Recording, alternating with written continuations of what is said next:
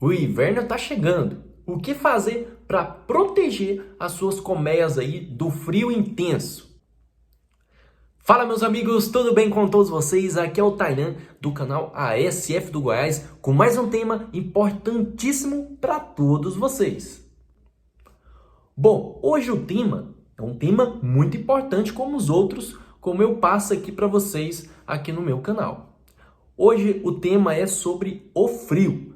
Hoje eu vou te ensinar 5 passos importantíssimos para vocês proteger as suas colmeias do frio extremo que está tendo hoje em muitos locais do Brasil, tá? E vocês têm que ficar atentos aos pontos do qual eu vou deixar aqui para vocês e são orientações importantes do qual vai te ajudar demais da conta e principalmente as suas colmeias.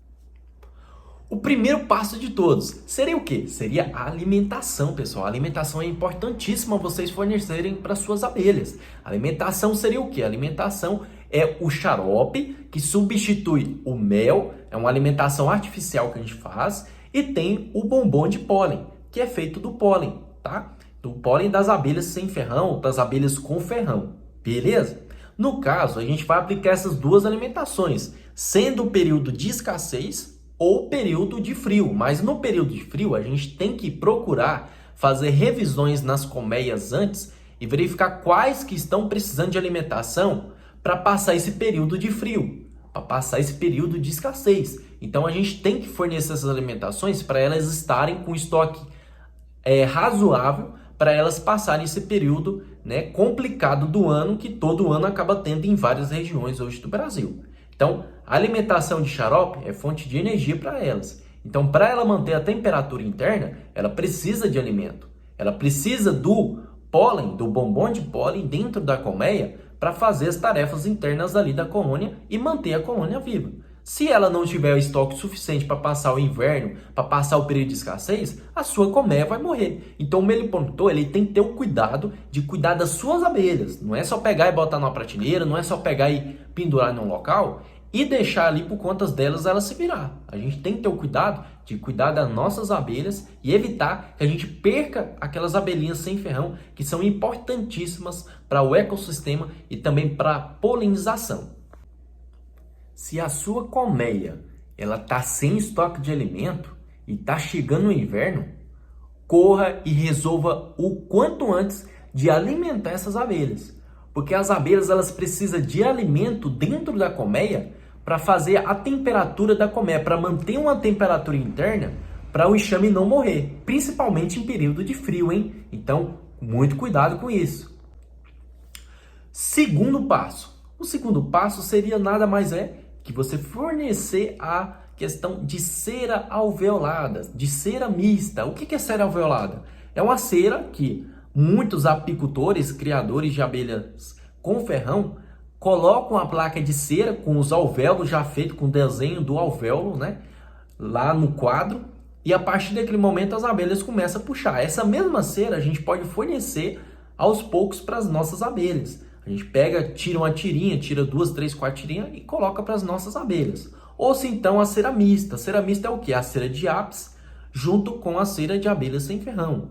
Misturando, ela faz, né, ela vira uma cera mista. Só que a cera mista ela é uma placa lisa, ela não tem alvéolo, tá? Então, no caso, a cera alveolada você pode usar, como também a cera de abelha sem ferrão com abelha com ferrão, que é a cera mista. Beleza? Essa cera que você vai fornecer para as abelhas é muito essencial, é muito importante. Por que é importante? Porque a partir do momento que você fornecer essa cera para as abelhas, elas vão usar para revestir o invólucro. O invólucro de cria seria o quê? São pequenas camadas de cera bem fininha que ajuda a manter a temperatura interna.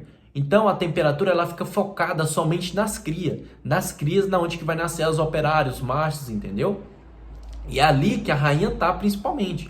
Então aquela camada de cera fina que elas fazem uma em cima da outra faz a proteção e mantém a temperatura focada ali somente nas crias. Ela não se espalha ali pelo ambiente, pela parte da colmeia, pelo resto da colmeia. Ela fica focada ali na parte do invólucro. Fica protegendo as crias. Então é importante vocês fornecerem essa questão de cera mista ou cera alveolada. Então tome muito cuidado, foquem nessa questão de alimentação e também de fornecimento de cera para elas passarem esse período de frio intenso, ok? Terceiro passo. O terceiro passo seria o quê? Quem aí usa colmeias de madeira? Bom, tem colmeias ideais e tem a espessura ideal que você deve usar, principalmente no período de frio. E que modelo de colmeia usar? Na minha opinião, e a orientação, é uma opinião minha, né? Que a colmeia do modelo ímpar é a melhor que tem hoje no Brasil. Eu acho que não tem outra colmeia melhor que essa. Por que eu falo isso? Porque ela é uma colmeia muito simples, muito prática e também barata. Não é uma colmeia cara. Muitas pessoas que têm um maquinário, né, certo, pode fabricar suas próprias colmeias. Ou se então comprar no Mercado Livre. Por que eu falo que ela é melhor? Porque ela é melhor de fazer o manejo nas colmeias e também de fazer a colheita e divisão das colmeias.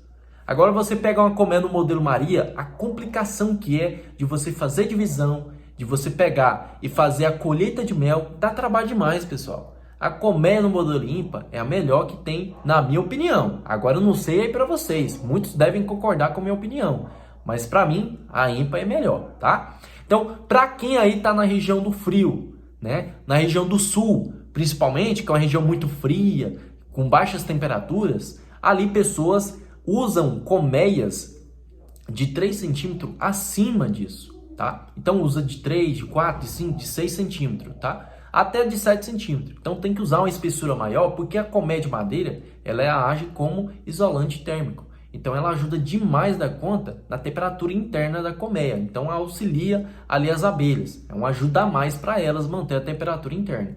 Então ali na região do sul, não pode usar espessura de madeira abaixo de 3 centímetros. É de 3 centímetros para cima, ok? E tem a questão da madeira, do tipo de madeira certa de você utilizar. Não é qualquer madeira.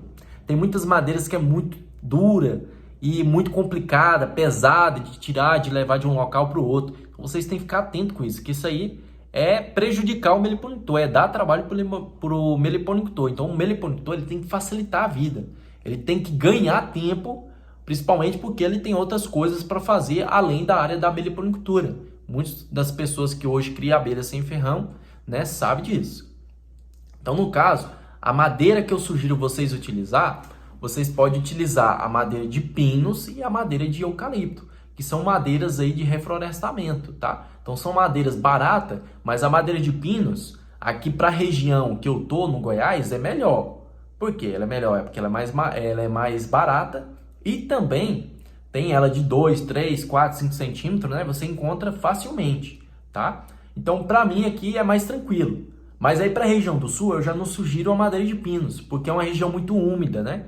Então a madeira de pinos ela tem o perigo muito de entortar, né? De ela pegar e abrir as laterais, mesmo usando prego, mesmo usando parafuso. E ela é uma madeira que puxa umidade, né? Então tem que tomar o cuidado com isso. Agora a questão da madeira de eucalipto, ela é melhor, ela é uma madeira mais dura, ela não puxa umidade assim, né? É uma madeira que também é barata e muitos dos meliponicultores conseguem aí tranquilamente. Você ir na madeireira, né?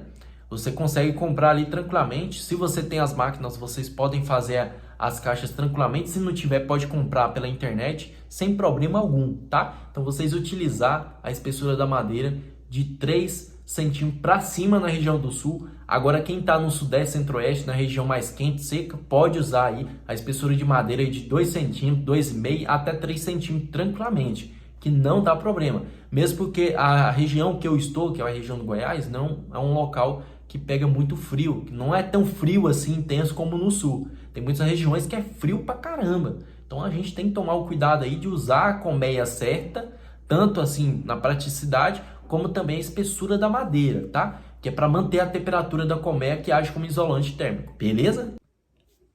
Quarto passo. O quarto passo o que seria? Você aí que fez revisão nas suas colmeias, identificou com a colmeia, ela tá com ninho e sobreninho, mas o ninho tá ocupado e o sobreninho não tá vago, tá com espaço lá sem nada.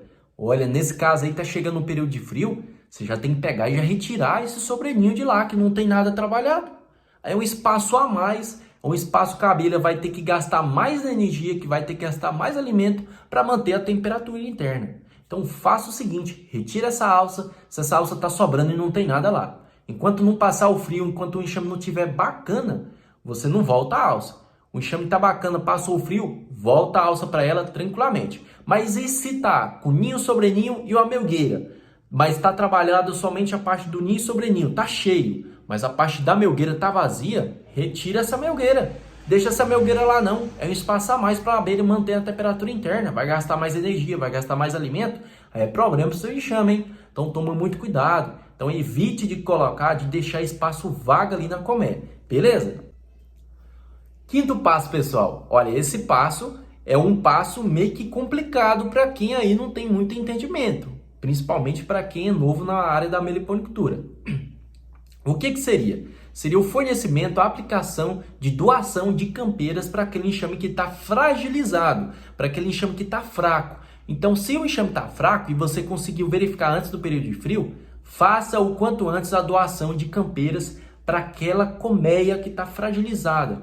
Porque é importantíssimo ter abelhas novas e ter abelhas velhas, abelhas campeiras, para fazer a controlação, o controle da temperatura interna da colmeia, tá? Mas se você aí nunca fez, não faça essa parte, não faça essa técnica, faça as outras conforme eu passei aqui para vocês, tá? Então essa parte de doação de campeiras é para quem aí tem mais entendimento, que sabe realmente fazer a introdução de campeiras ali naquele enxame que tá fraco, ok? Então muitas pessoas não sabem disso, mas tem como você fornecer as campeiras de uma forma adequada, tem a técnica certa que você faz para você fornecer aquelas campeiras sem que as abelhas mate aquelas campeiras que estão vindo de outra colônia e que elas aceitam tranquilamente, tá? Então, quem aí sabe realmente fazer esse processo, faça que vai dar certo. Quem não sabe, sugiro não fazer, tá? Procure orientações com meliponicultores para fazer da forma adequada, da forma certa. Logo, logo eu vou estar passando um vídeo aqui top demais para vocês, tá? Aqui no meu canal, sobre como fazer a introdução de campeiras para um enxame fragilizado. Tem uma técnica muito bacana que é usada, que funciona e que dá certo, tá? Então é isso aí, pessoal. Esses são os 5 passos, as 5 técnicas que vocês devem usar para proteger as suas colônias, as suas abelhas sem ferrão do frio, ok?